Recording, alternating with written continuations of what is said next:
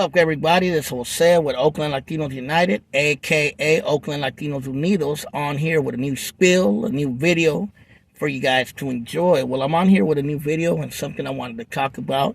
Yes, you've seen the title down there: Northern California Raza Chicanos versus Southern California Raza Chicanos. And I know the title is going to be a little misleading because, no, this isn't necessarily about gangs or gang culture or North and South. Nothing to do with that. It's something that I've been thinking about lately, and I've been thinking about actually for years, but it got brought up lately because I was having a conversation on the phone with a historian, a female historian. She was a local Chicana, and she asked me, why do you think Chicano history from Socal is more known than Chicano history in the Bay Area? And I would say that's a good question, and it's one that I've been asking myself for many years.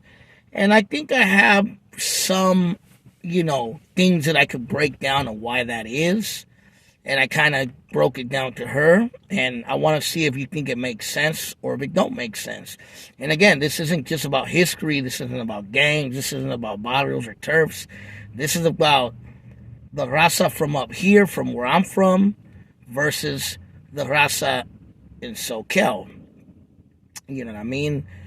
And not like we're fighting each other. I'm just saying the differences and the similarities and the historical value of our peoples on either side. You know what I mean? Now, a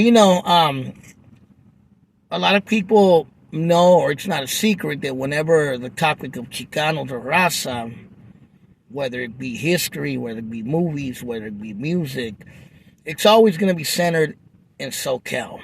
You know what I mean? Very rarely is it ever going to be centered in the Bay, in the Valley, you know what I mean?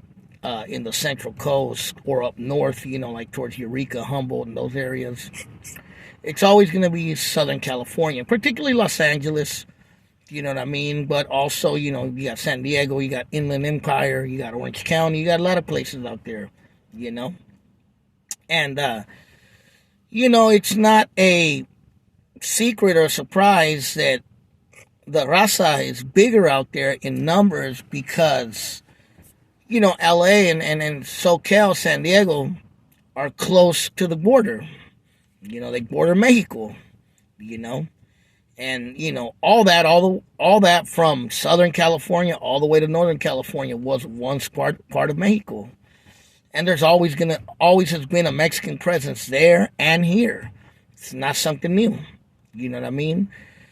But I think one of the reasons that LA or Southern California, this is not just LA, Southern California has a larger Chicano community or Raza community, is because it is closer to the border. It's easier for especially Mexicanos, but also you got Central Americans, you got South Americans too. It's easier for them to cross the border and they're right there. They don't have to travel far. Now, obviously not everybody stays there. There are some people that travel to other places. Some come up north. Some come to the Central Valley. Some come to the Bay Area. Some come to the Central Coast. Some go way up north. Some go to other states like Oregon or Washington, you know what I mean? Or to the Midwest like Chicago, or to Texas, which is another border state. But we're not talking about that. We're talking about North and South. Now, the Raza communities in Northern California were smaller for many years. And that was because we're farther from the border. And yes, there had always been people coming up here ever since the colonization of California by the Spanish and by the Mexicanos. But the numbers were always bigger in Socal, Hence why there's larger Latino populations or Raza or Chicano or Mexicano populations in Socal. Now, I've always said that the Raza in Northern California, especially the Raza on the Bay, we're the invisible Raza. You know what I mean? We're not written about. We're not made movies about. We're not talked about. You know what I mean? And we're definitely almost blackballed by society. You know what I mean? For being from up here. And you got the divisions between prison gangs and all that stuff, which is another thing that divides us between SoCal and NorCal. I remember when Benjamin Bratt made the movie La Misión.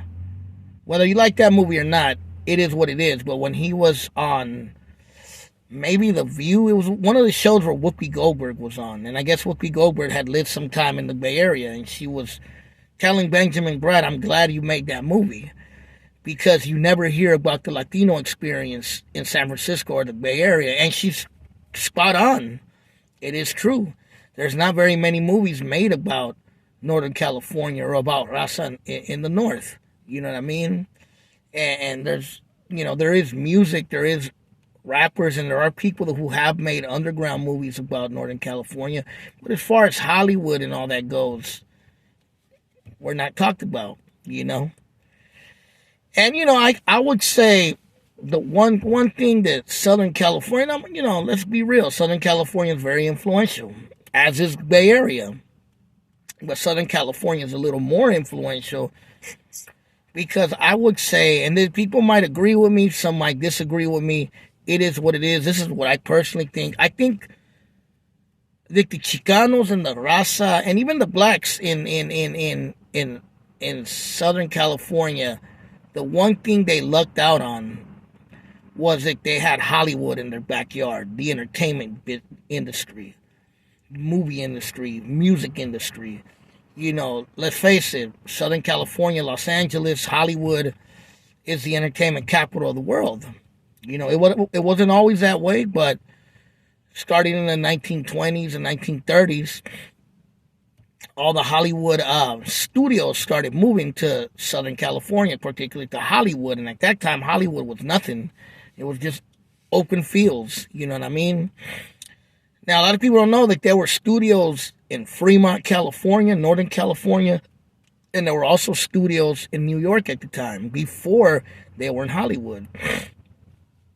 But Hollywood became the center of the entertainment industry in the world, basically, especially in the United States and the world.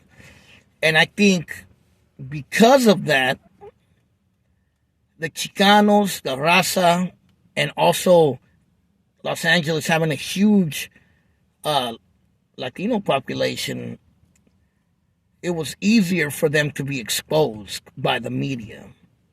You know what I mean? Because the studio didn't have to drive all the way to Fruitvale or to Mission or to San Jose to film a Chicano movie. They just film it right in East LA. They'll just film it right in any hood, you know what I mean? Echo Park, Mi Vida Loca, whatever, African Americans too benefited from that because most African American movies that have been made about Watts and Compton and South Central, because it's easier to just go there and film than coming all the way to Oakland or San Francisco and film. So I think Chicano rappers, I think Chicano entertainers have always had it easier out there because Hollywood is right in their backyard. I think because there is a Chicano Latino presence that's very old there, that's been there for a long time. And it's not to say that the Latino population in Northern California isn't old, but out there it's very historical. It's more in your face. It's easier to write about. And there were a lot of figures like I forget his name, the dude who reported on the Ruben Salazar, who reported on the Chicano movement. It was easier to write about the Chicano movement in Southern California. Also, the Zusu riot, something that happened out here as well. It was more bigger out there and more in your face out there, and it was easier to write about it in Los Angeles. And, up here in Northern California got overshadowed. And I think that's just what it is. I think there's just a larger Latino presence out there. And they have Hollywood on their side. They have the entertainment industry on their side.